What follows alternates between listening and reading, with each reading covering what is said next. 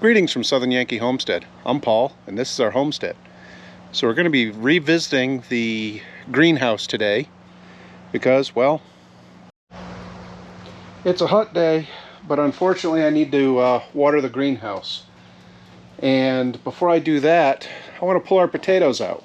So please excuse our squash. We're fighting a powdery mildew, I think is what they call it. I gotta find something to take care of that.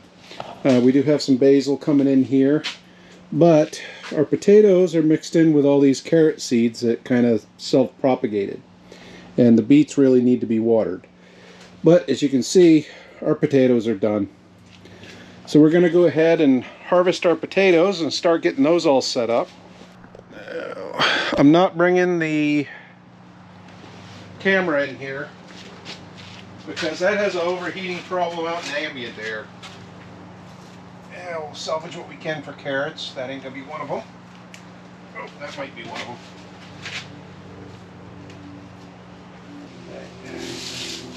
We're gonna hold off on those. So these were planted in September. And for those of you that are watching this, this is presently the first week of May. Let's see what we got for potatoes. Pretty sure we have a few.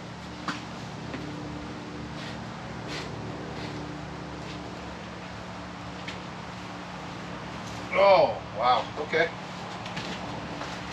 We got more than just a few. So these are all grown from stems, basically offshoots from a store-bought potato.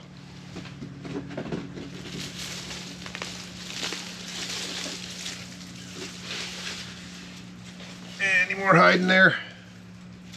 Nope, not by the looks. All right. Looks like they're growing pretty shallow because, well,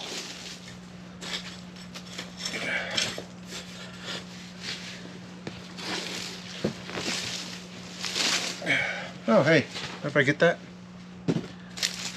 This was an experiment. We didn't know if this would work or not. Oh, one of my favorite things. Real potatoes.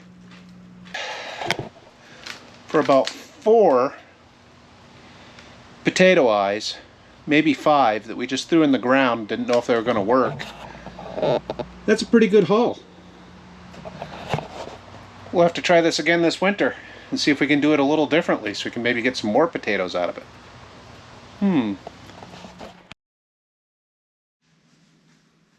How about I get the actual materials we're going to need collected first before we do the next step? Just a thought.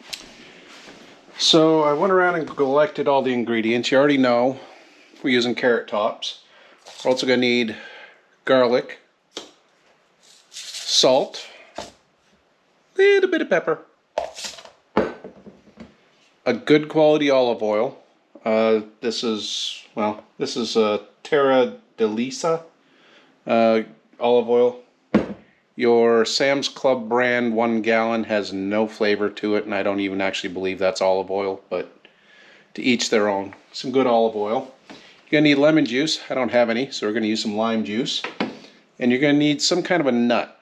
A lot of recipes call for cashews for this, but we've always used walnuts or pecans, if you have them. Optional ingredient, Parmesan cheese. Usually want shredded. We have grated, but we're not going to use it anyways. But that's an optional item you can throw in here. So let's get started. So we're going to start with a sharp stabby thing. And we're just going to take the greens off. Basically, going to take the greens off the big ones. Then we're going to throw these in the crisper. We're just going to take the tops or the stems off. We don't need the stems. And all I'm doing is just trimming them right into what will be accidental bowl that spills water all over everything. Okay. Let me get a cleanup rope. And all of the nice stems, we're just going to throw that in the pig pot. The pigs will appreciate the green, trust me. Now I threw it in here because some recipes call for you to cook them. Others talk about, oh, that's interesting. Yeah. Others talk about just using them as is, but with stuff like you see on the back there, yeah, we're going to go ahead and give this a rinse because it's some kind of a larva. We're going to go ahead and wash these very well. So I was going to use our NutriBullet thing to do this. Unfortunately, I think the big cup is still in my wife's Jeep, so we're going to be stuck using our mini food processor. It's what we have. It's not ideal. We're going to have to batch this, so bear with me. We're going to start with our carrot tops. We're going to pack them into this thing as tight as we can on one side. We're then going to take our garlic clove,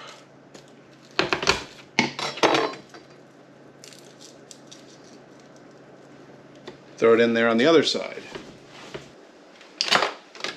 Now we're going to do 2 tablespoons. So we're going to do 1/2 and 1/2 of a half. And then this, they always give you measurements on the olive oil, but realistically it'll depend on the moisture content of your carrot tops. And a 1/4 teaspoon of salt and pepper. Now we're going to use a little bit more than a 1/4 teaspoon.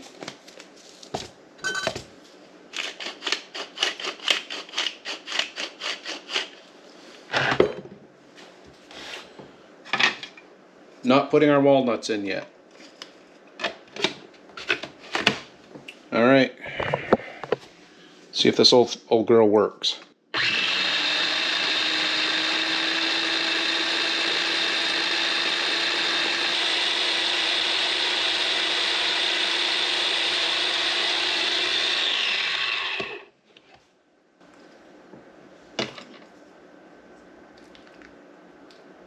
Yeah, it's looking good. Scrape the sides, make sure everything's down.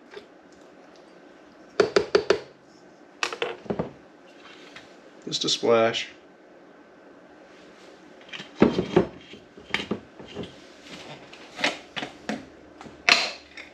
Hold on.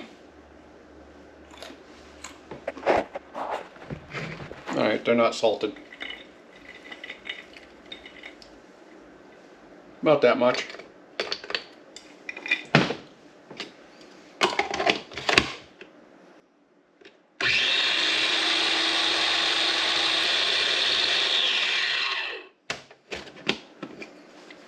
We don't want to emulsify the walnuts. Now,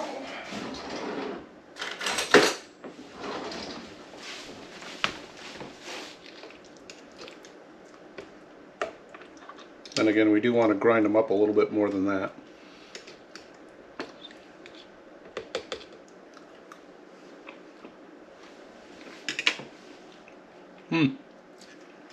Garlicky.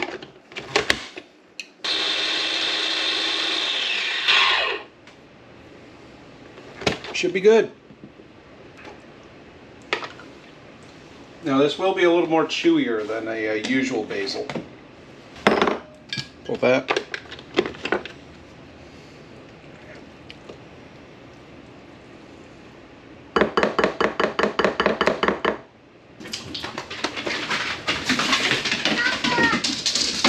Hi.